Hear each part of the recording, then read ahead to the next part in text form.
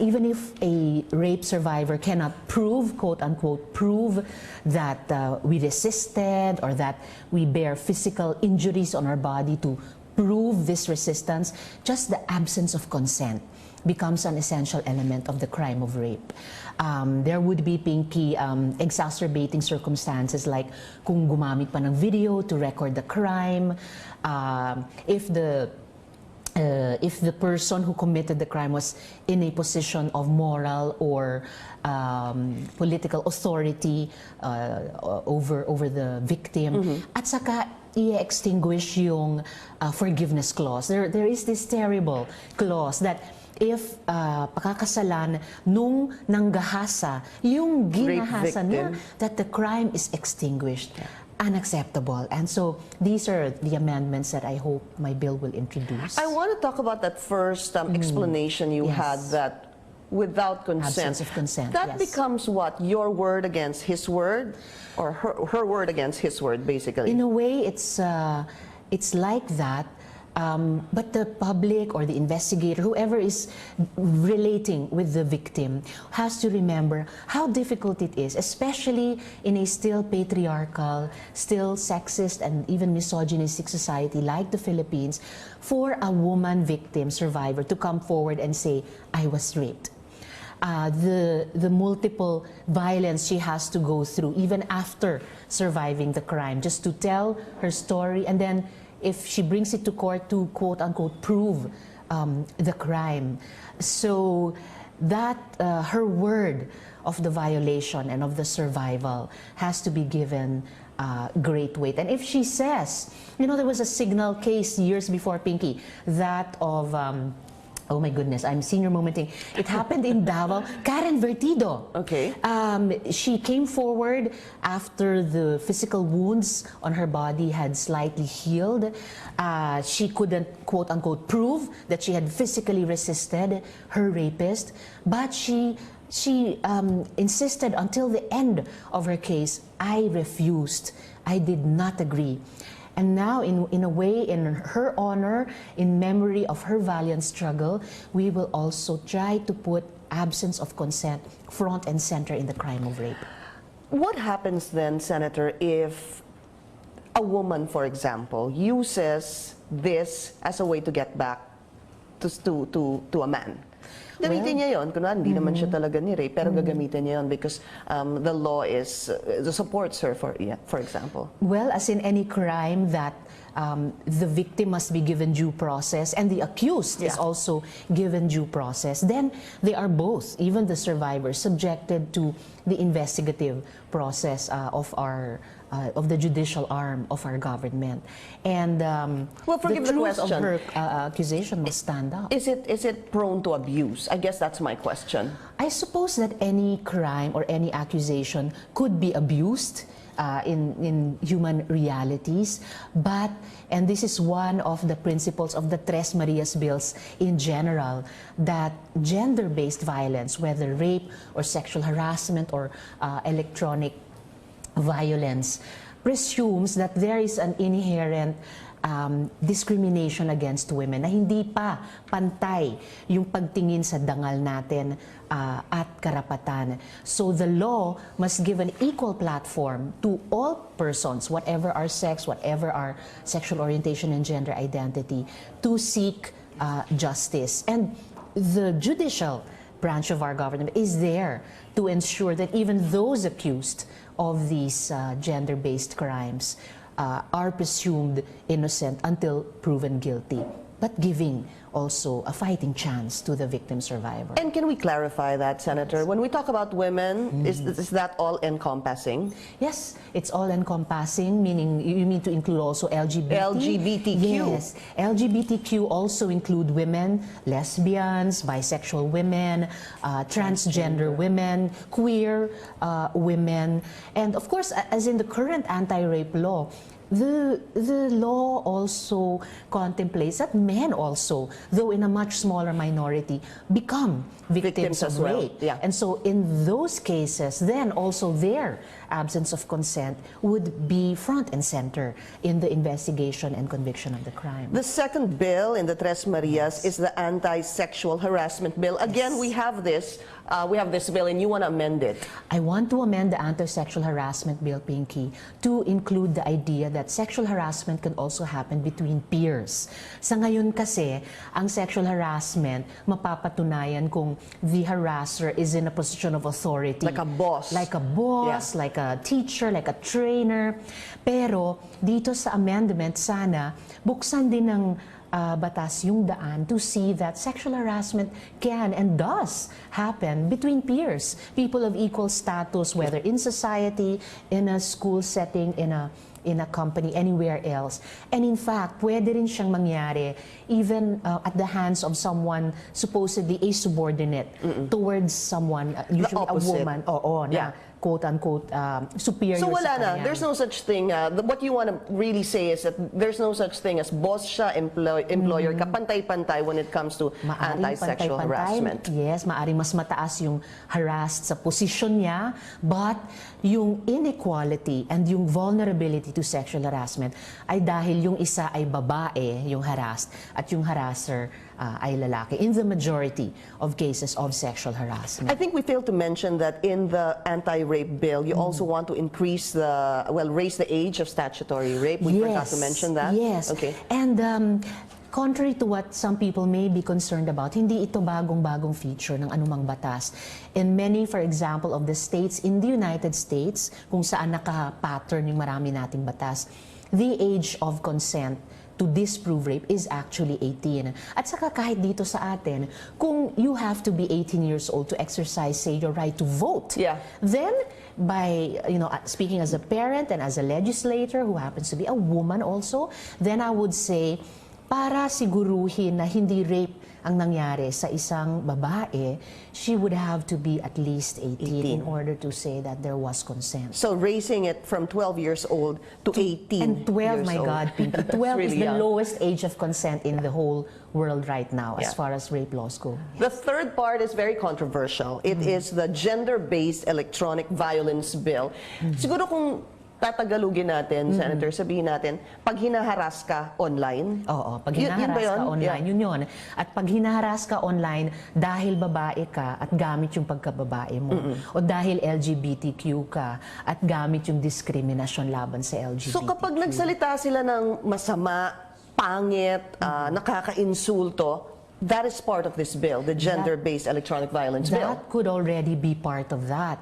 And this is controversial, not so much that we are raising a complaint about it and trying to put a name to it, pero dahil lalo na nitong nakaraang mga buwan, dumami at tumindi yung ganitong klaseng mga offenses laban sa mga babae at LGBTQ.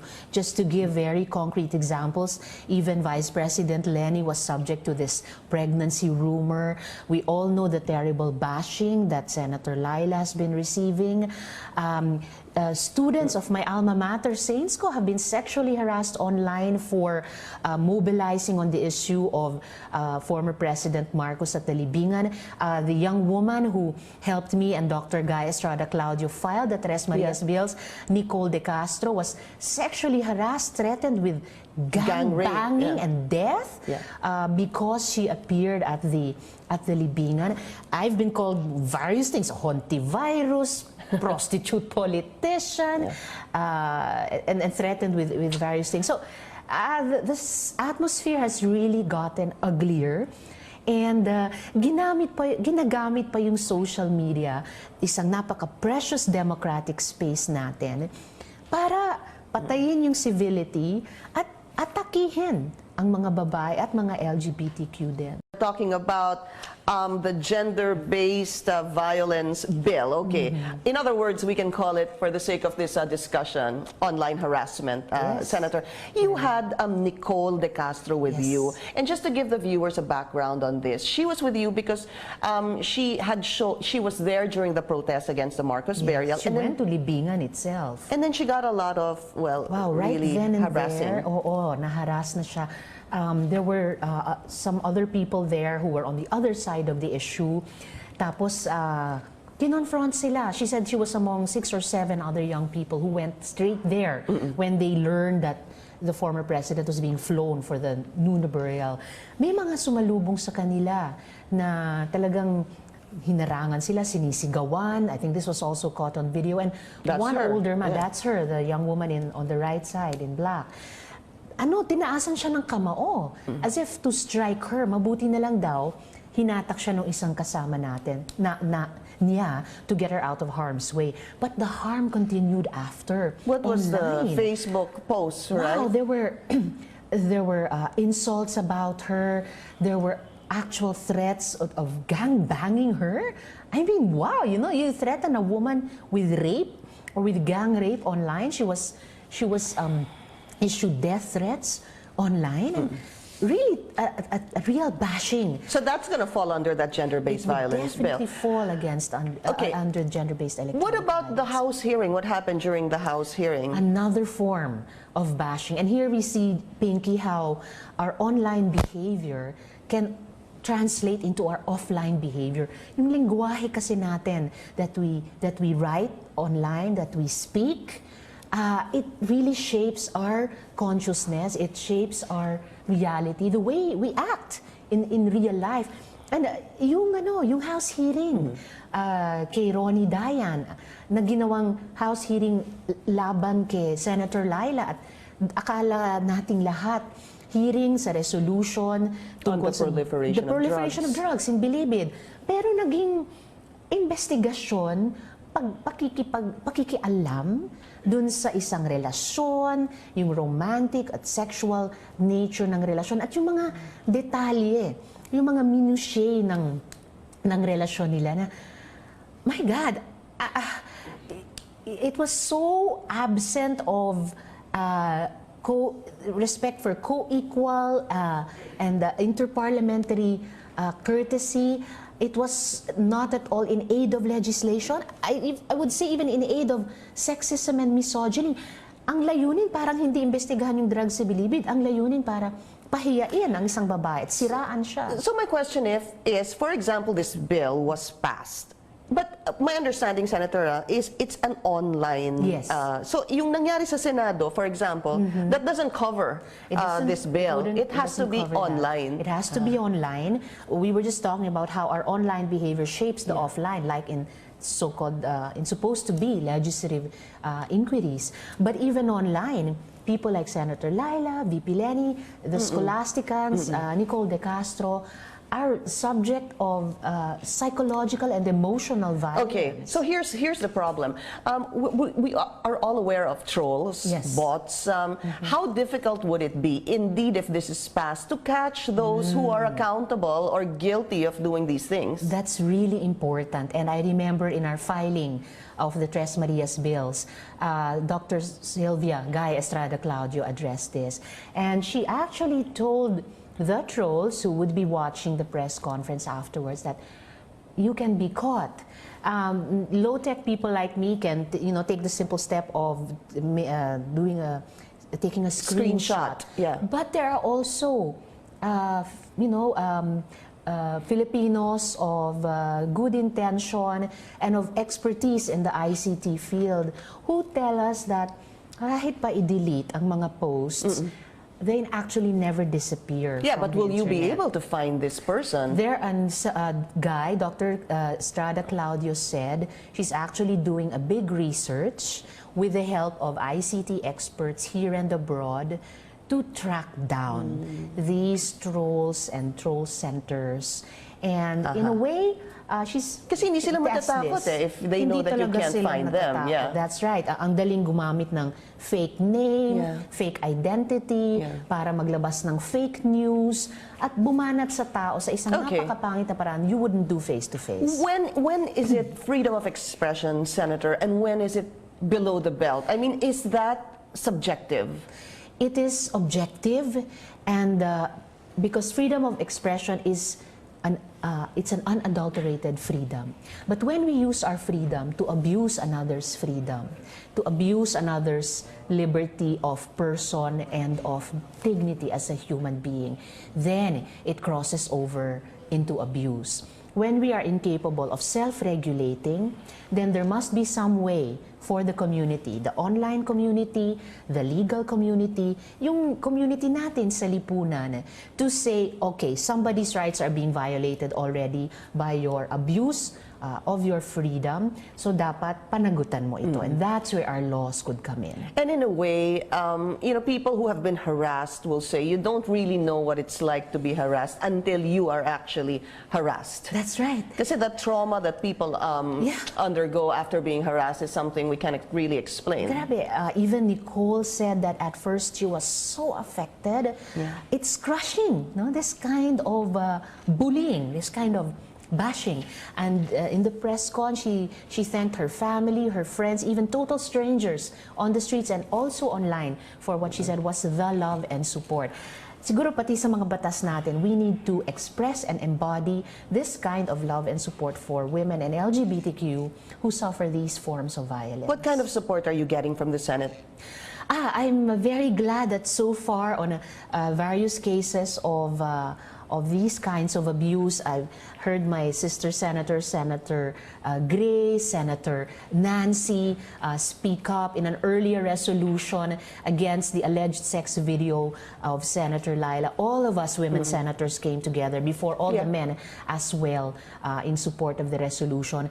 Some other male senators wrote an open letter to Speaker Alvarez after some of his representatives persisted in speaking about the details of the so-called sex video. I hope the Speaker will now also rein in his representatives who seem incapable of exercising respect for co-equal and interparliamentary courtesy. But it doesn't seem like they were regretting what happened last Thursday during the hearing. Wow, if they cannot regret that, if women senators or all senators speaking, my Senate President speaking, cannot make them regret, isipin lang nila how would, well, aside from how would they feel if their women family members suffered these forms of violence, isipin na lang nila yung reaction ng maraming kababaihang nakapanood. All the mothers, sisters, wives, daughters who saw the way they conducted their hearing against Senator Leila. Senator, just one really quick question. I need to get your reaction on this. The House wants to issue her a show cause order, and even Congressman Harry Roque wants her to resign. Senator Leila de Lima, just a quick reaction from you, please. I stand with Senate President Coco Pimentel. Mas maiging tapusin muna ng House at Senate yung aming mga investigasyon, findings and recommendations bago mag-demand ang House sa Senado ng anumang ganyan. Senator Risa Hontiveros, good to have you. Good to see you again. Thank you very and I'm much sure we'll for see you again in the coming months. Maraming salamat.